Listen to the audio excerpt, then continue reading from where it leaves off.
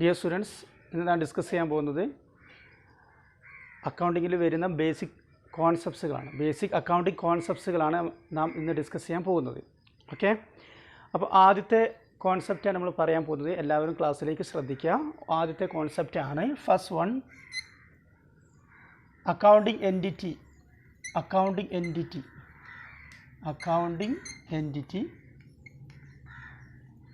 Accounting entity എന്ന് പറയുന്നത് എന്താണ്? ഒരു കോൺസെപ്റ്റാണ്. ദിസ് ഇസ് അസംഷൻ, ഒരു സങ്കല്പമാണ്. അസംഷൻ എന്ന് പറഞ്ഞാൽ സങ്കല്പമാണ്. ദിസ് ഇസ് അസംഷൻ, ഒരു സങ്കല്പമാണ്. എന്താണ് ഈ സങ്കല്പത്തിൽ പറയുന്നത്? ഓണറും ബിസിനസ്സും സെപ്പറേറ്റ് പേഴ്സണാണ്. ഓണറും ബിസിനസ്സും വേറെ വേറെ വ്യക്തികളാണ് എന്ന് പറയുന്ന ഒരു അക്കൗണ്ടിങ് സങ്കല്പമാണ്, അല്ല അക്കൗണ്ടിങ് ആശയമാണെന്ത്? Accounting entity concept. ഇവിടെ പറയുന്നത് എന്താണ്? Business has distinct entity. Business and owner is separated person. ബിസിനസ്സും ഓണറും സെപ്പറേറ്റ് ആയിട്ടുള്ള വ്യത്യസ്തമായിട്ടുള്ള വ്യക്തികളാണ് എന്ന് പറയുന്ന പ്രിൻസിപ്പിളാണ് അക്കൗണ്ടിങ് എൻറ്റിറ്റി. ആ ഒരു അസംഷൻ അല്ലെങ്കിൽ ആ ഒരു സങ്കല്പത്തിൻ്റെ അടിസ്ഥാനത്തിലാണ് അക്കൗണ്ടിങ് റെക്കോർഡ്സ് രേഖപ്പെടുത്തേണ്ടത്. അതുകൊണ്ട് തന്നെ ഓണർ ബിസിനസ്സിലേക്ക് കോൺട്രിബ്യൂട്ട് ചെയ്യുന്ന എമൗണ്ട് നമ്മൾ വിളിക്കുന്ന പേരാണ് ക്യാപിറ്റൽ. അതുകൊണ്ട് തന്നെ capital is the liability to the business. Capital is the liability of the business to the owner. ഓണർക്ക് കൊടുക്കാനുള്ള ഒരു ലയബിലിറ്റി ആയിട്ടാണ്, ഒരു ബാധ്യതയായിട്ടാണ് നമ്മൾ ക്യാപിറ്റലിനെ കാണുന്നത്. കാരണം രണ്ടും രണ്ട് വ്യക്തിയായിട്ടാണ് ഇവിടെ പറയുന്നത്.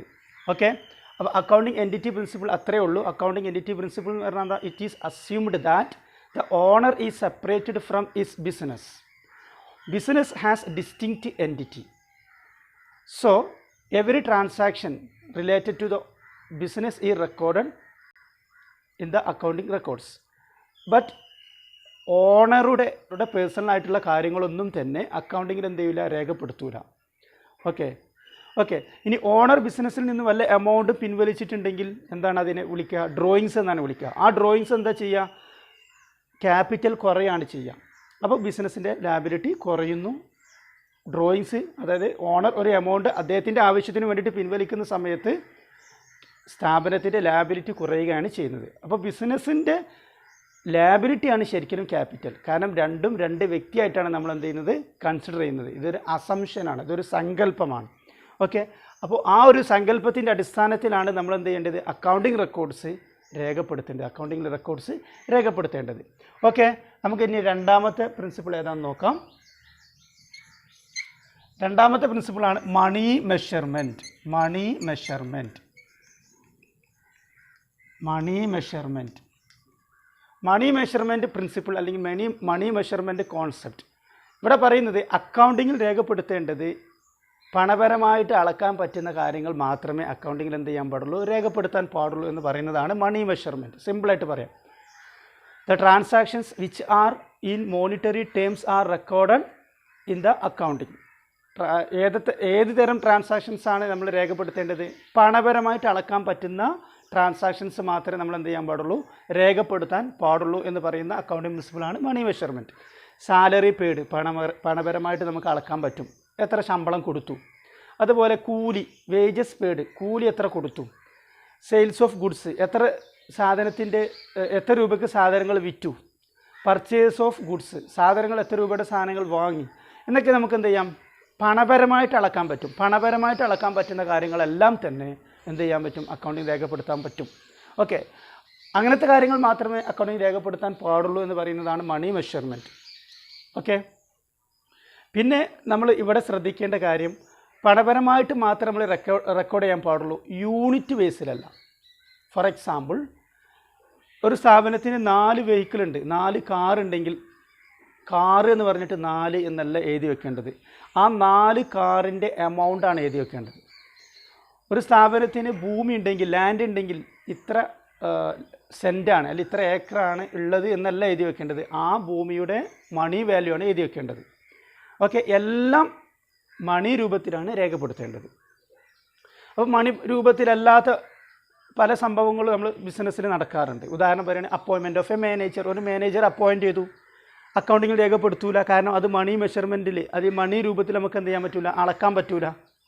മണി മെഷർമെൻറ്റ് സാധ്യമാകാത്തതുകൊണ്ട് അപ്പോയിൻമെൻറ്റ് ഓഫ് എ മാനേജർ എന്ത് ചെയ്യൂല, നമ്മൾ അക്കൗണ്ടിങ്ങിൽ രേഖപ്പെടുത്തൂല. ഒരു മാനേജറെ നിയമിക്കൽ.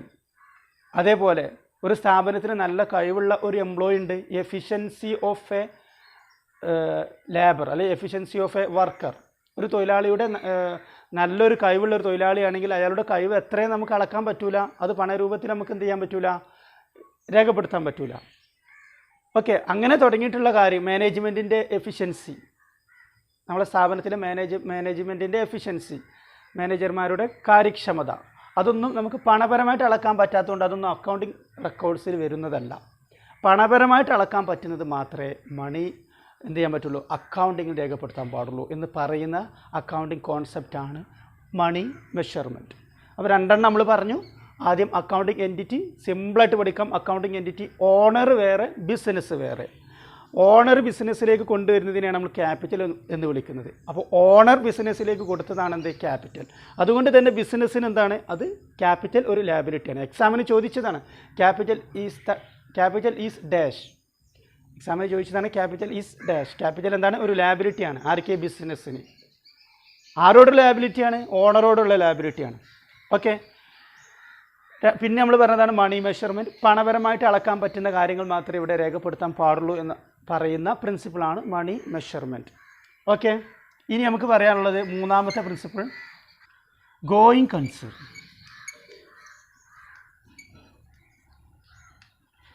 ഗോയിങ് കൺസേൺ എന്ന് പറയുന്ന കോൺസെപ്റ്റും ഒരു അസംഷനാണ്, ഒരു സങ്കല്പം മാത്രമാണ്.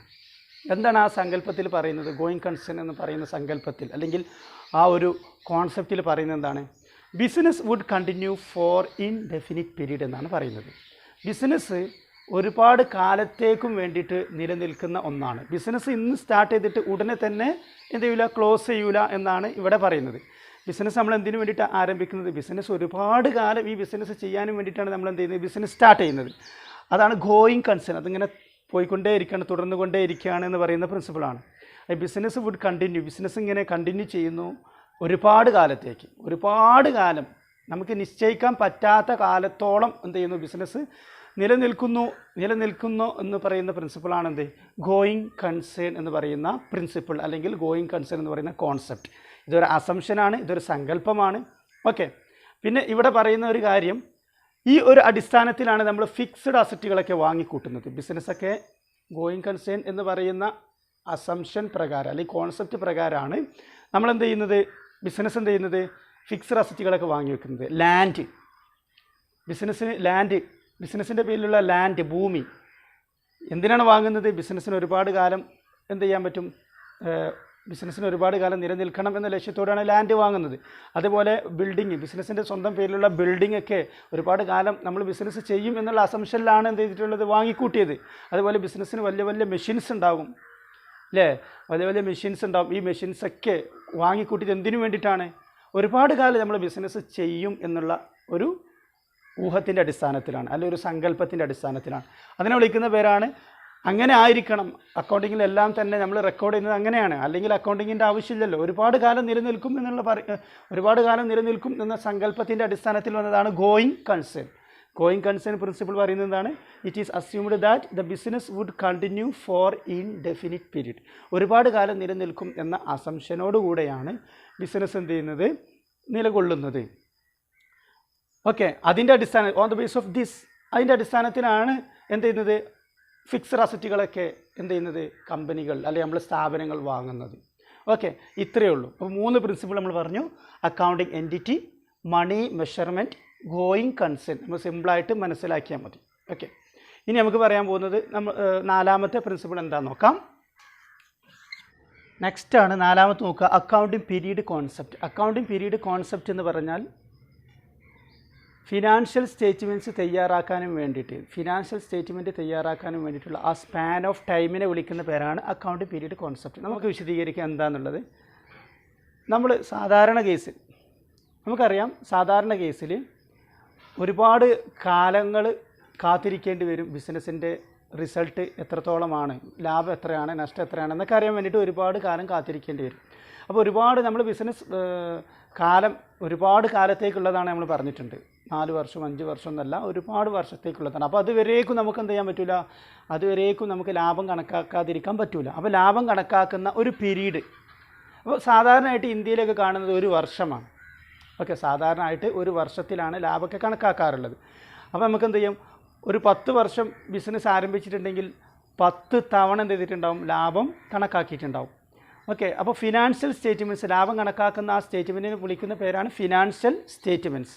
ഫിനാൻഷ്യൽ സ്റ്റേറ്റ്മെൻറ്റ്സ് 2 എണ്ണം ഉണ്ട്. ഒന്ന് പ്രോഫിറ്റ് ആൻഡ് ലോസ് അക്കൗണ്ട്, ലാഭമാണോ നഷ്ടമാണോ എന്നറിയാൻ വേണ്ടിയിട്ട് തയ്യാറാക്കുന്ന ഒരു അക്കൗണ്ടാണ് profit and loss account. Okay, അതൊരു ഫിനാൻഷ്യൽ സ്റ്റേറ്റ്മെൻറ്റാണ്. അതേപോലെ വേറൊന്നാണ് ബാലൻസ് ഷീറ്റ്. നമ്മുടെ സ്ഥാപനത്തിൽ എത്രത്തോളം ആസ്തികളുണ്ട്, എത്രത്തോളം അസറ്റുകളുണ്ട്, അതുപോലെ എത്രത്തോളം സ്ഥാപനത്തിന് ബാധ്യതകളുണ്ട്, ലാബിലിറ്റീസ് എത്രത്തോളം ഉണ്ട് എന്ന് കാണിക്കുന്ന ഒരു സ്റ്റേറ്റ്മെൻറ്റാണ് ബാലൻസ് ഷീറ്റ്. അപ്പോൾ ഫിനാൻഷ്യൽ സ്റ്റേറ്റ്മെൻറ്റ്സ് പറഞ്ഞാൽ 2 എണ്ണം തൽക്കാലം നിങ്ങൾ പഠിച്ചു വെക്കുക. 2 എണ്ണം, ഒന്ന് പ്രോഫിറ്റ് ആൻഡ് ലോസ് അക്കൗണ്ട്, ലാഭനഷ്ടം അറിയാൻ വേണ്ടിയിട്ട് തയ്യാറാക്കുന്ന അക്കൗണ്ടാണ് പ്രോഫിറ്റ് ആൻഡ് ലോസ് അക്കൗണ്ട്. മറ്റൊന്നാണെന്ത്, ബാലൻസ് ഷീറ്റ്. ഫിനാൻഷ്യൽ സ്റ്റേറ്റ്മെൻറ്റിൽ വരുന്ന മറ്റൊന്നാണ് ബാലൻസ് ഷീറ്റ്. ഈ ബാലൻസ് ഷീറ്റ് എന്താണ്, ഒരു സ്ഥാപനത്തിലെ അസറ്റുകളും അതുപോലെ ലാബിലിറ്റീസും കാണിക്കുന്ന ഒരു സ്റ്റേറ്റ്മെൻറ്റാണെന്ത്, ബാലൻസ് ഷീറ്റ്. ഒരു സ്ഥാപനത്തിൽ എത്രത്തോളം അസറ്റുകളുണ്ട്, ആ സ്ഥാപനത്തിന് എത്രത്തോളം ബാധ്യതകളുണ്ട് എന്ന് കാണിക്കുന്ന ഷീറ്റാണ് ബാലൻസ് ഷീറ്റ്. ഓക്കെ, ബാലൻസുകളുടെ ഷീറ്റാണ്. ഓക്കെ, അത് നമ്മൾ എന്ത് ചെയ്യേണ്ടി വരും, ഒരു നിശ്ചിത പീരീഡിൽ തയ്യാറാക്കേണ്ടി വരും. ഓക്കെ, അപ്പോൾ ഓരോ വർഷം എന്ത് ചെയ്യും, എത്രത്തോളം അസറ്റുകളുണ്ട്, എത്രത്തോളം ലാബിലിറ്റീസ് ഉണ്ട് എന്നൊക്കെ നമുക്ക് എന്ത് ചെയ്യേണ്ടി വരും, കണക്കാക്കാൻ ഈ അക്കൗണ്ട് പീരീഡ് കോൺസെപ്റ്റ് എന്നുള്ള ഈ കോൺസെപ്റ്റ് നമ്മളെ സഹായിക്കും. അതായത് അക്കൗണ്ട് പീരീഡ് കോൺസെപ്റ്റ് എന്ന് പറഞ്ഞാൽ എന്താണ്, നമ്മൾ ടോട്ടൽ ബിസിനസ് പ്രവർത്തന കാലയളവിനെ നമ്മൾ എന്ത് ചെയ്യും, ഓരോ ചെറിയ ചെറിയ കാലങ്ങളായിട്ട് വിഭജിക്കുകയാണ് ചെയ്യുന്നത്. ഉദാഹരണമായിട്ട് നമ്മൾ പറയുകയാണെങ്കിൽ ഒരു വർഷവും നമ്മൾ എന്ത് ചെയ്യാറുണ്ട്, സാധാരണയായിട്ട് ഇന്ത്യയിലേക്ക് ഓരോ വർഷവുമാണ് എന്ത് ചെയ്യാറുള്ളത്, അക്കൗണ്ട് പീരീഡായിട്ട് കണക്കാക്കാറുള്ളത്. ഓക്കെ, ജനുവരിയിൽ ബിസിനസ് ആരംഭിച്ച ഒരു വ്യക്തി ഡിസംബർ ആകുമ്പോൾ എന്ത് ചെയ്യും, ബിസിനസ് അവസാനിപ്പിക്കുന്നു. അപ്പോൾ അവസാനിപ്പിക്കുക മീൻസ് ഡിസംബറിൽ അവരെന്ത് ചെയ്യുന്നു, ബിസിനസ്സിൻ്റെ ഫിനാൻഷ്യൽ സ്റ്റേറ്റ്മെൻറ്റ്സ് നമ്മൾ തയ്യാറാക്കുന്നു. ഓക്കെ, ഫിനാൻഷ്യൽ സ്റ്റേറ്റ്മെൻറ്റ്സ് തയ്യാറാക്കുന്നു. പിന്നീട് നെക്സ്റ്റ് ഇയർ ആയിട്ടാണ് കണക്കാക്കുന്നത്. ഓക്കെ, മനസ്സിലായോ? ഇതാണ് അക്കൗണ്ട് പീരീഡ് കോൺസെപ്റ്റ് എന്ന് പറഞ്ഞാൽ.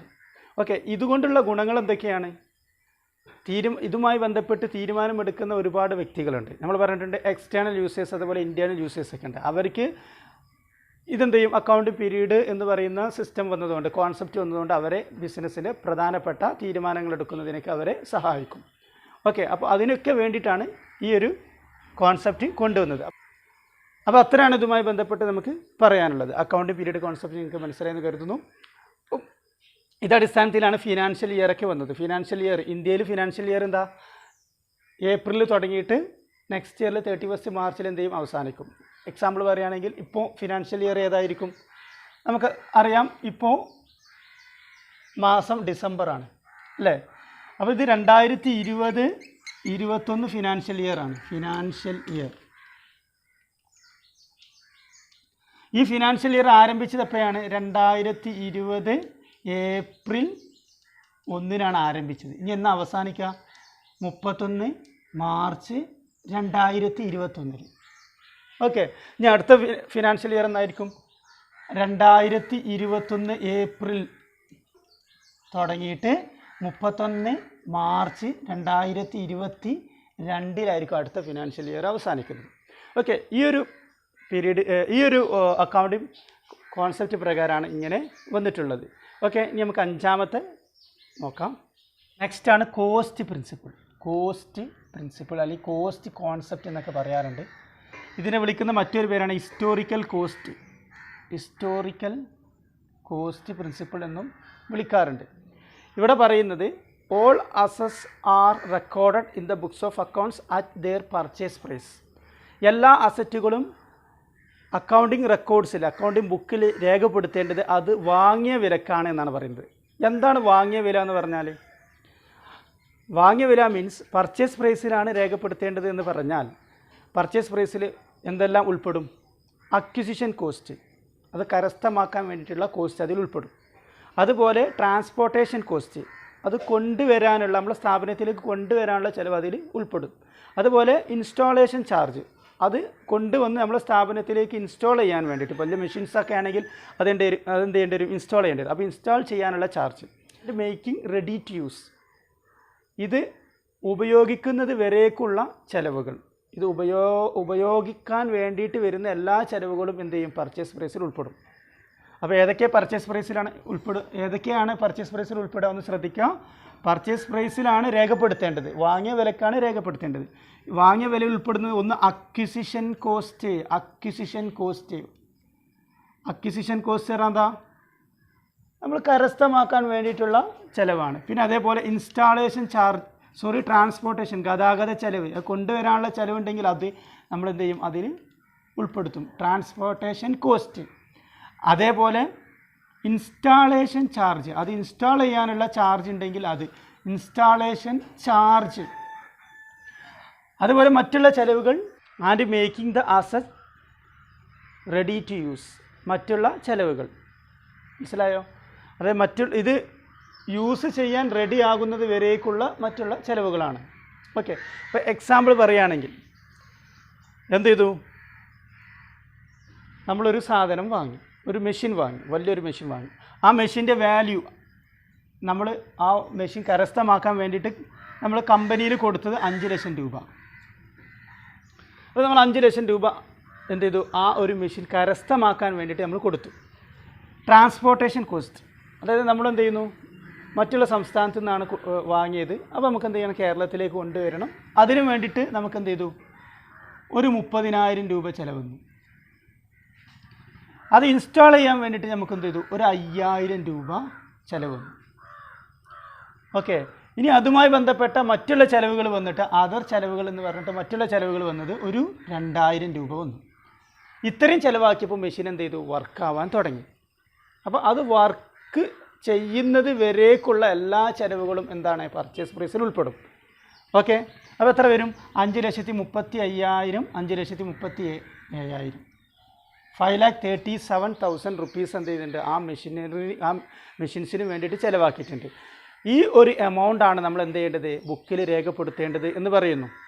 ഇനി അതിന് മാറ്റം വരുത്താൻ പാടില്ല, ആ എമൗണ്ടിൽ ഇനി മാറ്റം വരില്ല. അതുകൊണ്ടാണ് ഹിസ്റ്റോറിക്കൽ കോസ്റ്റ് പ്രിൻസിപ്പിൾ എന്നതിനെ വിളിക്കുന്നത്.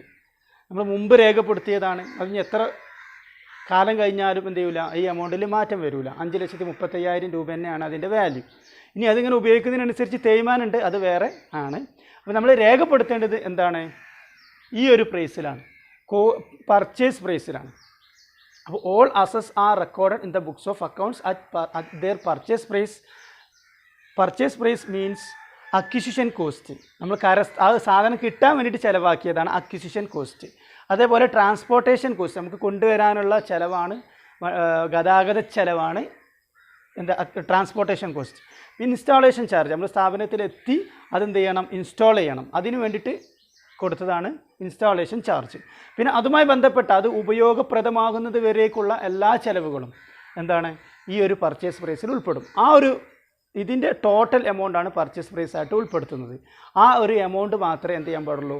ആ അസറ്റിൻ്റെ വാല്യൂ ആയിട്ട് നമ്മൾ അക്കൗണ്ടിങ്ങിൽ എന്ത് ചെയ്യാൻ പാടുള്ളൂ? രേഖപ്പെടുത്താൻ പാടുള്ളൂ. ഓക്കെ, ഇതിന് പറയുന്ന മറ്റൊരു പേരാണ് ഹിസ്റ്റോറിക്കൽ കോസ്റ്റ് പ്രിൻസിപ്പിൾ. ഓക്കെ, ഇപ്പോൾ ഇതിനുള്ള നഷ്ടം എന്താണ്? ഇതിലുള്ള ഒരു ലിമിറ്റേഷൻ എന്താണ്? ഈ പ്രിൻസിപ്പിളിൻ്റെ ലിമിറ്റേഷനാണ്, നമ്മളൊരു ബിൽഡിങ് വാങ്ങി, ഒരു ലാൻഡും ബിൽഡിങ്ങും കൂടി വാങ്ങി. നമ്മൾ വാങ്ങിയപ്പോൾ അതിന് 5,50,000 രൂപയായിരുന്നു, 5,50,000 രൂപയായിരുന്നു. ഭൂമിയുടെ വില എന്താണ്? ഓരോ ദിവസം ഇങ്ങനെ കൂടിക്കൊണ്ടിരിക്കുകയാണ്. 5,50,000 രൂപയാണ് നമുക്ക് അക്കൗണ്ടിൽ രേഖപ്പെടുത്താൻ പറ്റുന്നത്. എന്ത് ചെയ്തു? ഒരു 2 വർഷം കഴിഞ്ഞപ്പോൾ അതിന് 10 ലക്ഷം രൂപയായി. പക്ഷേ അത് ബുക്കിൽ കാണിക്കാൻ പറ്റില്ല. ഈ പ്രിൻസിപ്പിൾ പ്രകാരം നമ്മൾ എന്ത് ചെയ്യുന്നില്ല? അത് അക്കൗണ്ടിങ് റെക്കോർഡ്സിൽ കാണിക്കുന്നില്ല. പക്ഷേ നമ്മൾ വിൽക്കുമ്പോൾ എത്ര കിട്ടും? 10 ലക്ഷം രൂപ കിട്ടും. ഓക്കെ, ട്രൂ വേർത്ത് ലഭിക്കാതെ വരും, ബിസിനസ്സിൻ്റെ ട്രൂ വേർത്ത് ലഭിക്കാതെ വരും. ഹിഡൻ പ്രോഫിറ്റ്, മറഞ്ഞിരിക്കുന്ന ലാഭം ഉണ്ടാക്കാൻ പറ്റും. പുസ്തകത്തിൽ കാണിക്കാൻ പറ്റാത്ത രീതിയിൽ, പുസ്തകത്തിൽ കാണിക്കാതെ ലാഭം അവർക്ക് ഉണ്ടാക്കാൻ പറ്റും. അതാണ് ഹിഡൻ പ്രോഫിറ്റ് ഉണ്ടാക്കാൻ പറ്റും. ആകെ 5 ലക്ഷം രൂപയ്ക്ക് വാങ്ങിയ ഭൂമിയായിരുന്നു, നമ്മൾ ബുക്കിൽ രേഖപ്പെടുത്തിയത് 5 ലക്ഷം രൂപയായിരുന്നു. മനസ്സിലായോ?